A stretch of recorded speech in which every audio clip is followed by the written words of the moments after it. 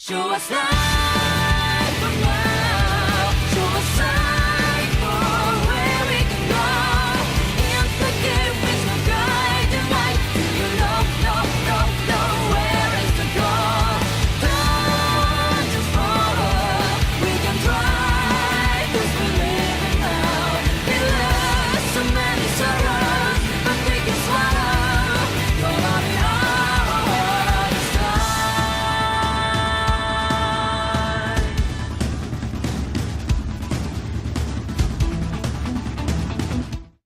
Well, isn't this a big shocker? Another random doofus on YouTube pouring his soul out by making a countdown about Pokemon. What has this crazy world come to?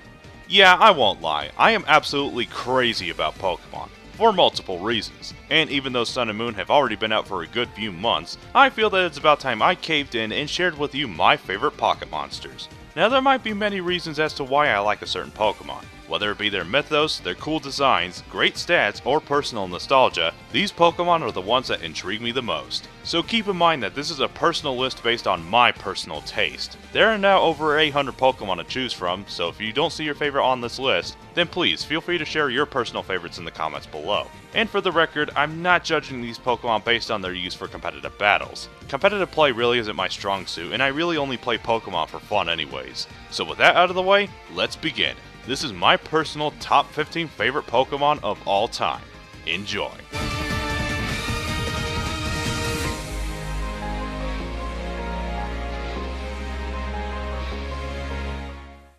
Starting off this list, we actually have an entry from the very first generation of Pokemon. Now, Gen 1 is far from my favorite generation when it comes to the roster. Not that the roster is bad, but I just happen to prefer the other rosters in the other generations. Whether it be because their designs are more creative, or because Generation 1 was so broken and unbalanced back in the day. But luckily for me, there are some highlights to the roster, and Articuno is one of those highlights. Articuno is one of the 3 legendary birds of Kanto, even though they have appeared in nearly every single other region in the series. Just goes to show how cool these 3 birds really are. And while Zapdos and Moltres are admittedly stronger and faster, Articuno is more suited towards defense. Luckily, the Ice Bird comes in with more than enough power to stand up against any major threats. But my favorite thing about Articuno is actually the design. All blue and with a bit of a regal touch makes Articuno quite possibly the definitive legendary bird in my eyes. The Pokédex also states that flapping its wings can cause snow to fall, and that it appears to lost doomed people on high mountains. What happens to them, I don't know, I'd rather not know, and this is getting really dark for this early on in the video, so let's move on.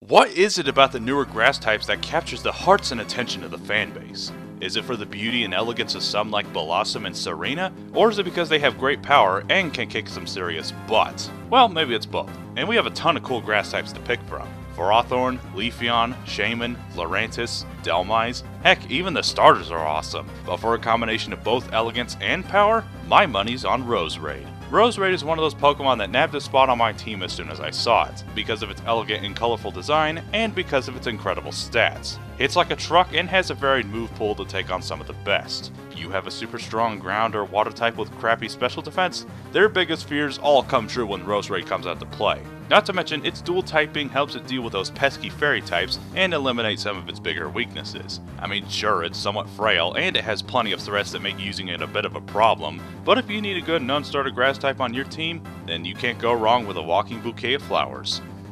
That sounded way smarter in my head than it did out loud.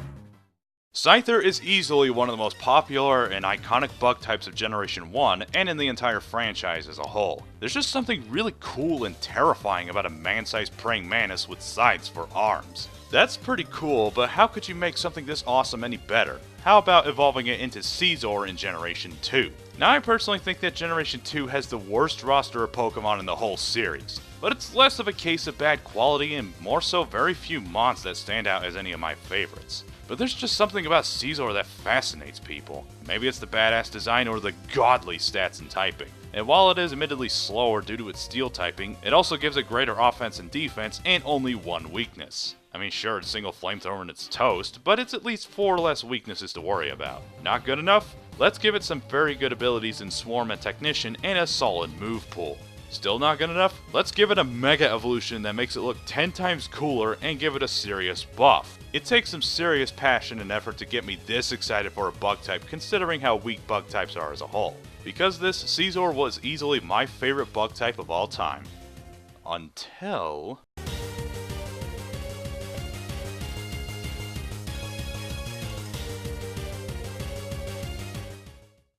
Remember when I said that Scizor was my favorite bug type? Keyword was, because Sun and Moon recently came out and gave us the overall best bug types of any generation. Better than Gen 6, that's for sure, because all we got was Vivillon, and that thing sucked. But very much unlike previous generations, I don't think they introduced a legitimately bad bug type this time around. We have Ribombee for its ridiculous speed stat and typing, Vikavolt for its ridiculous special attack, or heck, even the Ultra Beasts Buzzwole and Pheromosa. All these bug types have such high quality that it's nearly impossible to pick a favorite. That's why this YouTuber picked the two bug water types of this generation, Golisopod and Araquanid.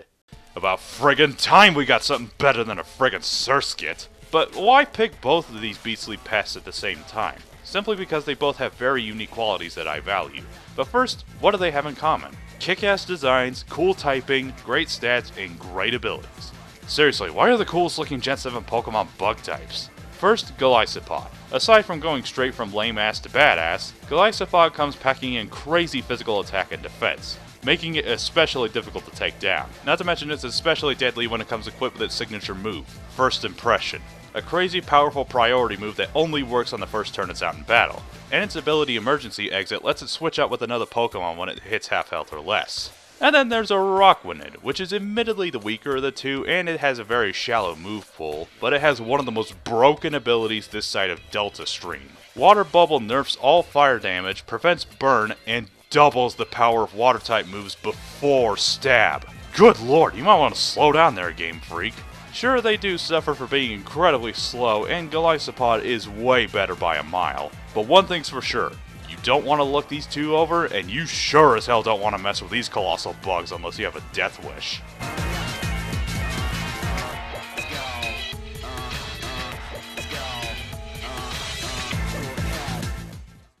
I think this would be a good time for something creepy, don't you agree? Generation 5 overall had the best roster of ghost types of any generation. All of these Pokemon come complete with cool designs, great typing, and freaky as shit lore. But I feel that Chandelure is the main Gen 5 ghost type to hit the nail on the head. Easily the best non-legendary fire type of Generation 5 as well. Yes, I don't like Darmanitan, and Emboar is a little too repetitive for my tastes. But a possessed Chandelure with ghostly purple flames? What's not to like? First of all, the typing. Why the heck did it take until Generation 5 to give us a fire ghost type Pokemon? Sounds like a gold mine for creative ideas, don't you think? Not to mention the Pokedex entries are just plain creepy. Chandelure waves its arms to try and hypnotize its prey, suck up their soul, and leave the corpse behind without a scratch. Oh my god, I thought Pokemon was supposed to be for kids! Depressing lore aside, Chandelure is just really good, and its typing combined with its move pool have made Chandelure a very popular pick for players. On top of its ridiculous special attack of 145, you're definitely going to need a change of pants after messing with this ghoul, and if you want more proof of its popularity, then look no further than Pokken Tournament. Namco has somehow managed to make such a silly idea of a Chandelure in a fighting game surprisingly fun and somehow even creepier. It really makes me happy that these things don't really exist, because I sure as hell wouldn't want one of those floating towards me.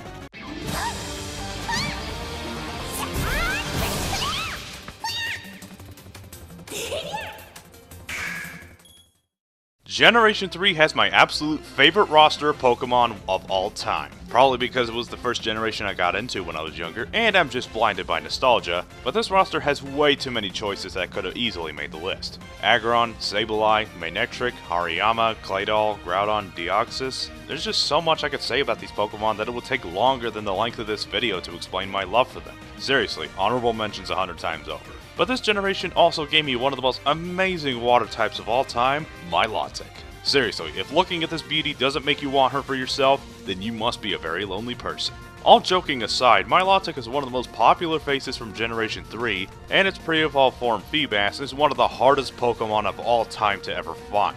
But trust me when I say that catching one is one of the best decisions you'll ever make. Milotic has often been said to be the anti-Gyarados. Whereas Gyarados brings about an aura of rage and anger, Milotic is said to be able to calm everybody around it with its appearance alone. And while Gyarados has better offense and a Mega Evolution, Milotic is best suited as a tank that can hit just as hard. If you're going for either offense or defense, then its abilities will help you either way. Its ability Marvel Scale increases its defense when it's inflicted with a status ailment, or you can go with competitive, which is basically Defiant but with special attack in mind. Just goes to show that you don't need a Mega Form in order to gain such popularity. I kinda wish that Milotic's move pool was better, but I accept the shortcomings and praise the strengths. Now go get yourself a FEEBAS. You know you want one.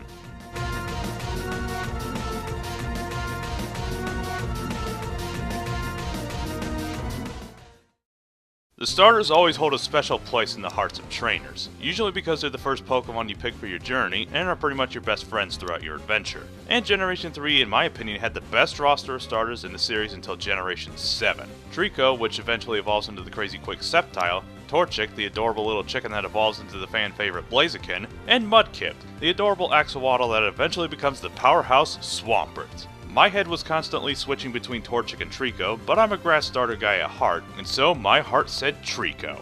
Now I'll fully admit that Torchic is easily my favorite fire starter, but if I had to pick one of these three as my best buddy, I'll pick Trico every single time. Simply because Sceptile is one of the coolest things I've ever seen in a very long time. For one, I really like Sceptile's design, and its personality gives it this air of a calm composure and confidence, which just adds to the coolness factor, but what it lacks in good defense is because of its single typing, it makes up with very solid attack, special attack, and a shit ton of speed, which makes Sceptile one of the fastest Pokemon out there and the fastest grass type.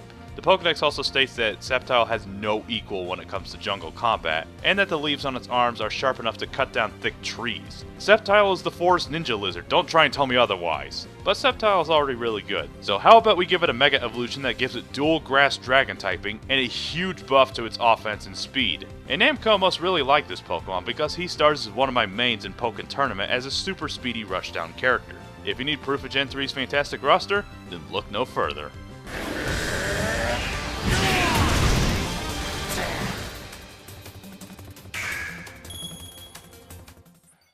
Whoa, I must really like Generation 3 to have 3 Pokemon from the same generation in a row. Well, sort of. Prepare for another toss-up because I'm covering the second couple of the series, Gardevoir and Gallade. So, why both of them? Well, aside from being in the same family, I just happen to like both of them equally, and because this video would never have happened if I had to pick just one. So starting off, Gardevoir is the Embrace Pokemon and the female evolution of Ralts. The Pokedex often states that this Pokemon can see into the future and will even go to great lengths to protect its trainer, even sacrificing its own life just so it can protect its trainer. Damn, that is some serious dedication. While Gallade is the male and the harder of the two to obtain. But trust me when I say that evolving your male Curlia into this bad boy is one of the best choices you'll ever make. Gallade is also said to be able to predict its opponent's moves, and it can even extend its arms into sick Wolverine elbow blades. Your argument is dead. What's better is their performance in battle. Their stats are more or less the same, but Gardevoir excels at special attack while Gallade is best for up close and brutal. Plus they have decent coverage with moves like Thunderbolt, Moonblast, Shadow Ball, Leaf Blade, Psycho Cut, Night Slash, X-Scissor, Close Combat, and that's just to name a few. So whether you need a physical or special attacker for your team, these two will definitely have you covered. And they even let Gardevoir have a character slot in Pokken Tournaments. But why Gardevoir and not Gallade as well, I honestly have no idea. But why don't I give them both equally awesome Megaforms to top off this delicious looking cake? You guys can keep your Alakazams and your overpowered Mewtwo's, but if I had to pick the best Psychic types, then these two would definitely win first prize in my book. Best Pokemon couple ever.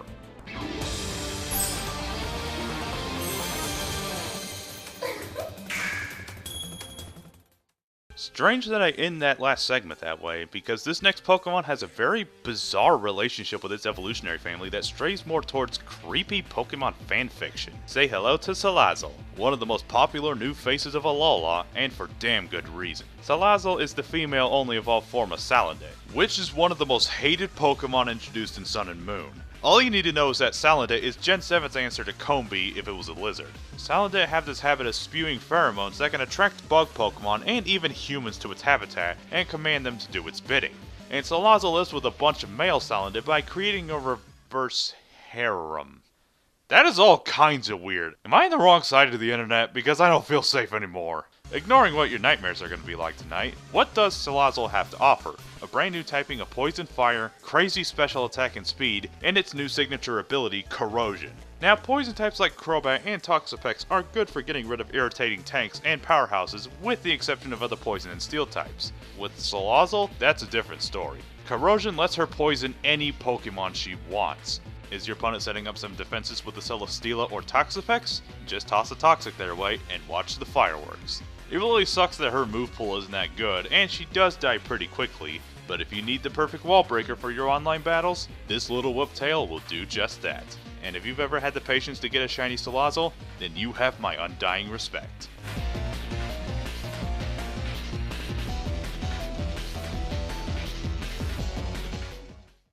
If you guys don't already know this fact, I'll give you a small reminder. We all have our own personal favorite elements, and my all-time favorite element is Ice. But contrary to what you might be thinking, the Ice type is far from my favorite type, mostly for two reasons. For one, while Ice is one of the best types for offense, you can't really say the same for its defense, only having one resistance, that being other Ice types, and weak to 4 very commonly used types. And besides, most Water-type Pokemon can learn Ice-type moves anyway. And second, this is the bigger one, I don't really like their designs. Not that they're bad, mind you, but for something as creative as Ice, you think that they could give us something more creative.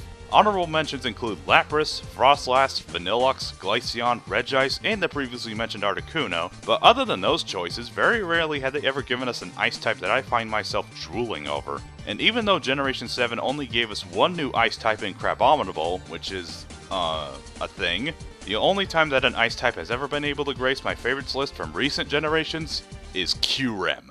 When I was younger, I've always hoped that a Dragon Ice-type Pokemon would one day exist. But little did I know I wouldn't have to wait long for Gen 5 to come out and give us Kyurem. Aside from the badass design, the typing is an instant win factor for me, and it also helps that Dragon is one of my favorite types in the game. Kyurem is the third member of a legendary trio known as the Tau Trio, with the other members of its trio being Reshiram and Zekrom, the black and white dragons of Unova.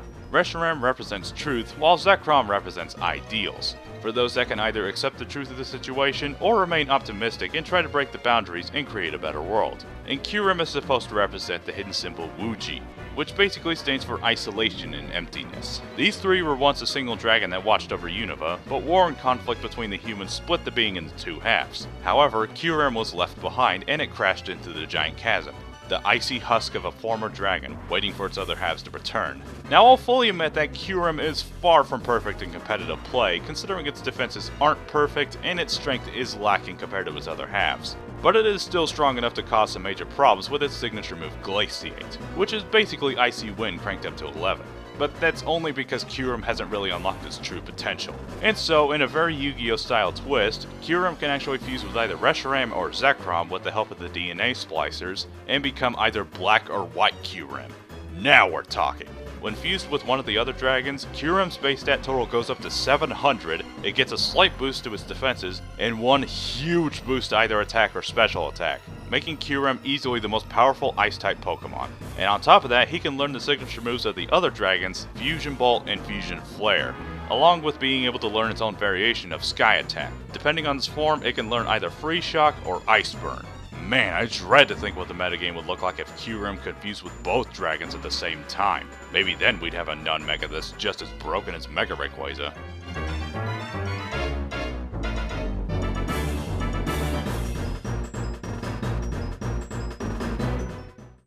I promise you that this will be the last toss-up in the video.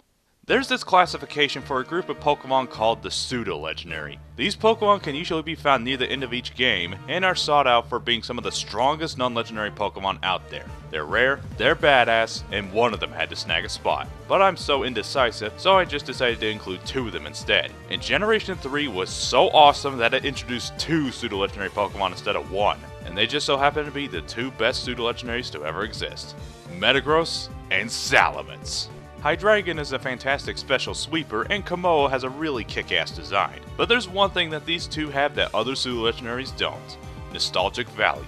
My best memories from these 2 Pokemon comes from the Shadow Pokemon games. I remember catching the Shadow Metagross in Pokemon Coliseum, and then seeing the main villain send out this dragon-like Pokemon. And I remember quite clearly what I said when I saw a Salamence for the very first time. I think it was around the lines of, "Holy shit, that thing looks awesome, I want it!" But little did I know that you could actually catch one at the end of the sequel, Gale of Darkness. And that was one of the happiest days of my childhood. And aside from just looking awesome, these two were easily my main wall breakers in both games. But enough about my childhood and reminiscing, what about their Pokedex entries and battle properties? Salamence once started off as an awkward little Bagon that had a dream to one day sprout wings and fly. And when scientific logic just said screw it and gave the little guy wings, 'twas the happiest day for little old Bagon. And Metagross is basically what you get if you combine two Metang. A badass mechanical monster with more intelligence than a supercomputer.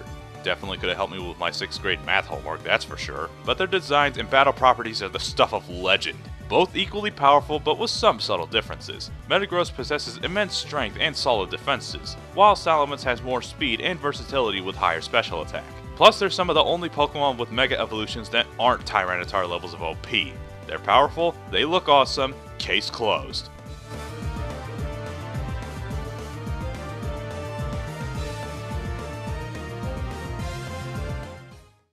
Generation 6 might have introduced way better starters than Generation 2 in my opinion, but it's also the first generation where I couldn't decide who I wanted to pick as my starter. Chespin was kinda cute, but its evolutions looked too silly for lack of a better word. And while I think that Fennekin is the cutest Gen 6 Pokemon ever, Delphox is just no. So for the first time ever, I picked the water starter, Froakie, which ended up being the best pick for me because we got the badass Strider Frog, Greninja.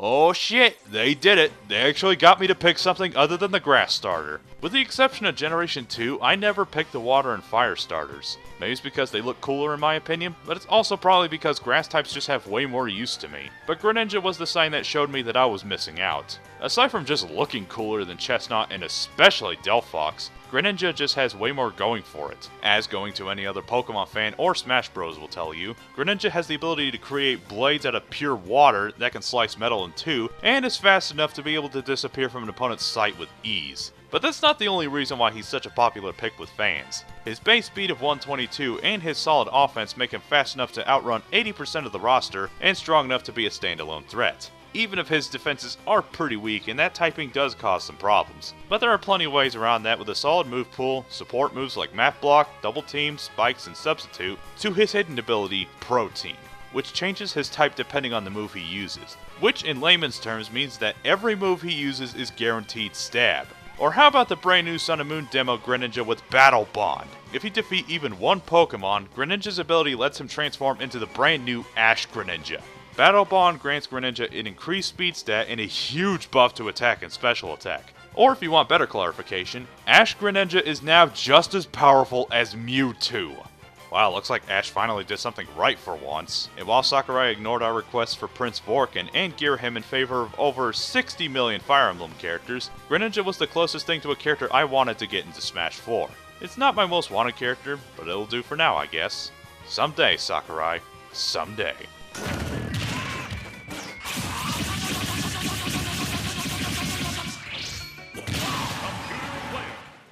For a Ghost-type lover like myself, it sucks that Generation 6 didn't introduce very many good Ghost-type Pokemon after Gen 5. I just can't help it, Gen 5 hit the nail on the head so well. And Trevenant and Gourgeist are really cool and creepy concepts, but they just don't do it for me as much as they could have. But what we need is something like a possessed sword Pokemon. Oh my god, where have you been my whole life? I mean, I can't really complain too much, can I? It took them a while to come up with such a fantastic concept, and it's easily one of the main highlights of the series for me. Being my favorite Gen 6 Pokemon, Aegislash just has so much going for it that I love. Catching a Honedge was easily one of the best decisions for my team in Pokemon Y. The concept behind Aegislash and its evolutions is both creepy and fascinating. Honedge has the power to suck up a person's life force if they were too stupid to try and wield it like a sword. Doublade can communicate telepathically and come up with super cool and complex strategies that even Master Swordsman can't match up to. And Aegislash is an invaluable asset when deciding who is next in line to be king, serving many kings and queens for generations. And with Aegislash's battle properties, I definitely want him as my trusted partner as well. Very well balanced stats and everything except for HP and speed, but compared to the previous entries on this list, Aegislash is a little different, in that you have to take great care of its stat changes through its unique ability, Stance Change. You use an attack move, and your Unbreakable defense switches to Unparalleled offense. Use a status move, and your offense switches back to Unbreakable defense. Set up your stats any way you like, and then set up for a hard hit the very next turn. It's a little like Darmanitan and Wishy-Washy, but with a strategy behind it. You really do have to be careful with how you use this thing, but use him well and your victory is guaranteed. Your opponent probably knows what you're gonna do, but do you know if your opponent knows what you're gonna do? Only one way to find out.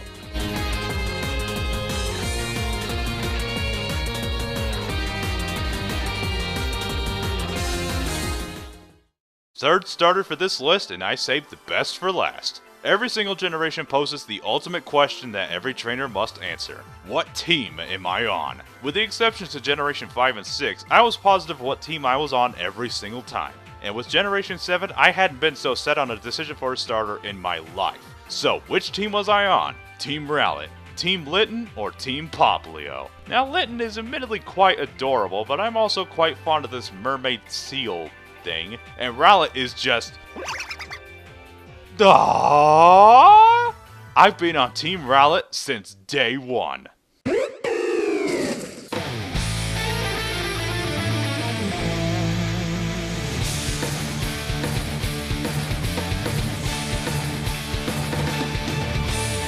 If you ever went back to the past and told me that they would have a grass owl that would turn into a badass Robin Hood ghost owl, I probably wouldn't have believed you. Rowlet was the very first starter to ever steal my heart from first glance. Rowlet is not only the cutest grass starter, but the cutest Pokemon of all time. Fight me, I dare you! To which it then becomes the charming Dartrix to the absolute badass that is Decidueye. Honestly, I haven't seen a grass starter this freaking awesome since Sceptile. Owls are some of my favorite kinds of birds, Ghost is one of my favorite types, and I have this strange fascination for characters with bows. It's a match made in heaven, ladies and gents, but its battle properties only make it even more awesome. I always thought that the grass ghost typing was a bit weird, but that just adds to the coolness factor. Plus, no more quad weaknesses to ice. Thank goodness. It's not as overall powerful as Primarina or Incineroar, but I don't really care, as it makes up for having way better versatility in its stats, and it's slightly faster. Plus, its signature move Spirit Shackle prevents its prey from escaping by hitting the opponent's shadow with an arrow. That is awesome.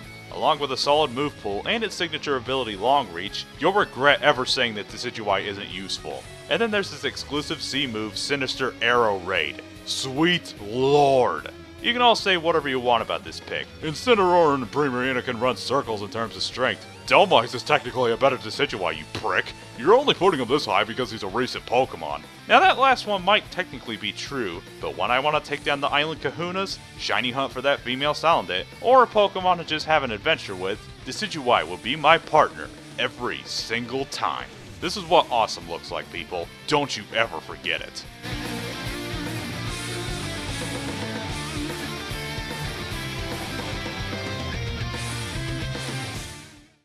Now, while I just got done praising the hell out of Alola's grass starter, we now find ourselves at number 1. It was probably going to be just another test of who was the most useful or the most interesting, but I decided to go on both of those factors, and combine that with my past experiences with countdowns. In thinking it over with all my personal tastes, I realized more than ever that I have a fascination for renegade characters. Iron Man is my favorite superhero of all time, Shadow the Hedgehog and Ossora are some of my favorite anti-heroes, and Cinder and Triborg are my mains in 2 of my favorite fighting games. Now if only there was a renegade Pokemon. Oh wait, there is. And it is freaking awesome!